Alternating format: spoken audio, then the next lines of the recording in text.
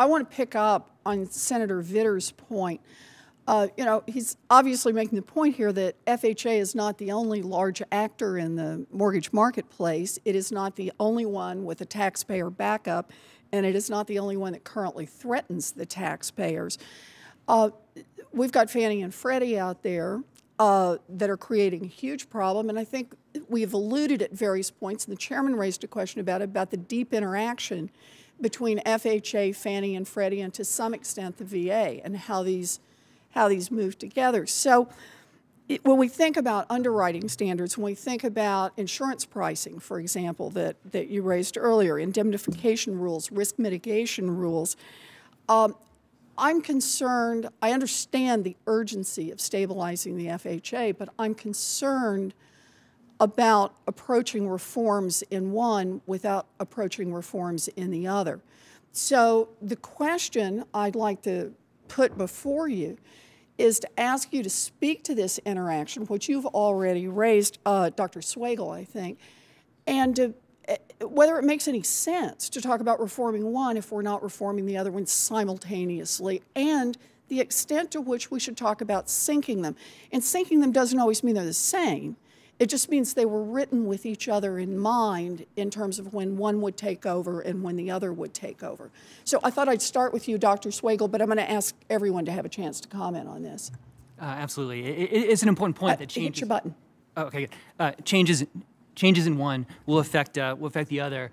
I would start by saying that GSEs has cost taxpayers a lot of money. The CBO now accounts for their risk properly. Right, it uses the fair value accounting. Is the FHA that's the laggard. So that's something that can be done immediately. And again, it's not to say that FHA is any less important, but just to say let's take into account the risks there properly.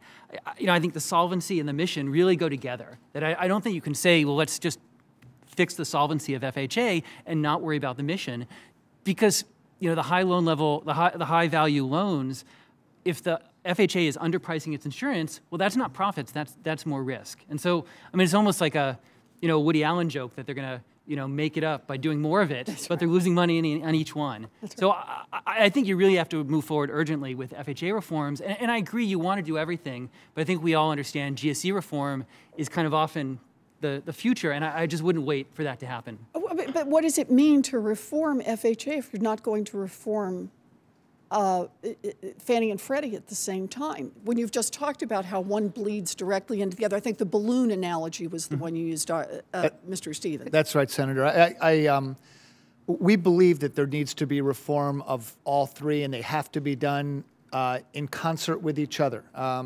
As a matter of fact, we've called even further. One of the unique variables of Freddie Mac and Fannie Mae is their regulator and the GSEs can make policy changes without going through the same process that FHA has to go through in the way that they inform the public and have a chance to discuss. And so actions taken sometimes by Freddie Mac and Fannie Mae suddenly produce volume increases to FHA that they didn't even have a chance to consider in concert. So we've actually made a call in the short run that we think the administration should appoint someone to try to get the regulators to work together even on short-term policy actions to make certain that one move doesn't ultimately create an arbitrary bubble on the other side of the scale. And I agree completely that they should be done in concert. My only point was that as long as FHA is sort of the proverbial elephant in the room, until we get it on the right path that everybody agrees, it's kind of difficult to bring that into scope, talking about the overall construct. I would say, Mr. Stevens, any room that has Fannie and Freddie in it, describing anyone else as the elephant, a little tough on that. I appreciate that. If I could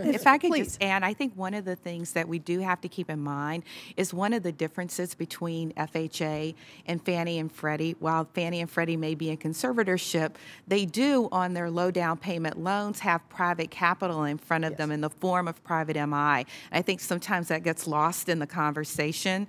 And so I think that's one thing. I think there are also things that have already taken place that have helped sort of push borrowers towards FHA, and we spend a lot of time training and helping to educate lenders on the many times when the borrower would actually be better off with a privately insured loan than an FHA loan, and that's been sort of a education experience. I see. Thank you. Ms. Wartell.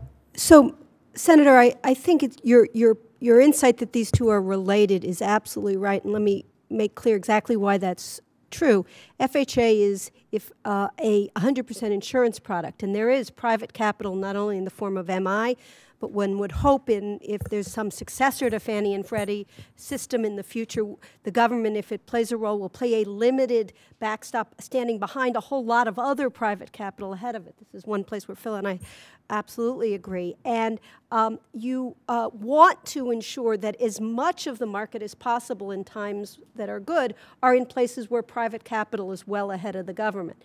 So to constrain FHA's box without figuring out how much private capital you can get ahead of the government on the other side is going to leave some places, either some loans to fall through the cracks, or will to inevitably delay the date when we can get the sort of reasonable reform of the GSEs.